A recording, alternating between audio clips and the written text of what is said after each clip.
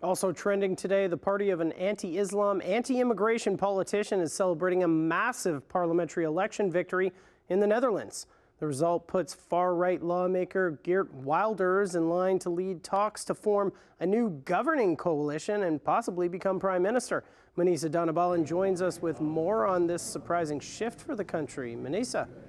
Hey, Matt. Wilders, who's been labeled as a Dutch version of Donald Trump in the past, beat all pre-election polls. And his party, his Freedom Party, won 37 seats out of 150, well ahead of the other two runner-ups, which includes the party of the outgoing prime minister.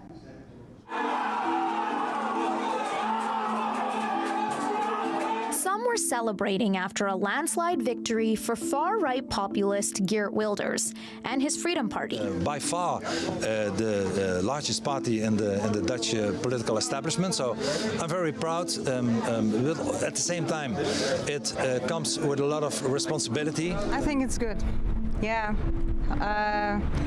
The Netherlands need a change in everything they had not done last 14 years. So Rutte, bye-bye. Welcome, Geert Wilders. But many were surprised how much support Wilders got from the public. A little bit disappointed for the first impression. So I knew we should lose a few, but too much, I think. And I expected not the PVV that high. I don't know why.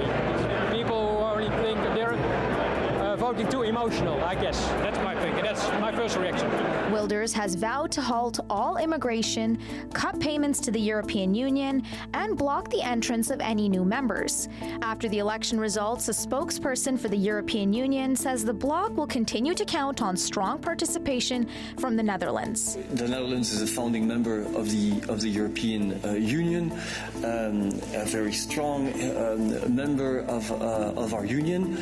Elections take place at regular intervals in the member states, and this does not per se put in doubt in any way the membership of any country to the European Union. Wilders has also expressed anti-Islam views by calling for a ban on mosques, the Quran, and Islamic schools, but he toned down those anti-Islam views during his election campaign. According to reports, voter research showed that migration and asylum were important issues for voters. So protest vote is a big part of the story. I think one thing is a sense of being fed up with the existing outgoing government, right? So the Netherlands since 2010 has had the same prime minister, and I think during his time, especially towards the end, he has become to be seen as a person who lies their way through everything and just sort of like thinks only about power and himself. There's still a long way to go for Wilders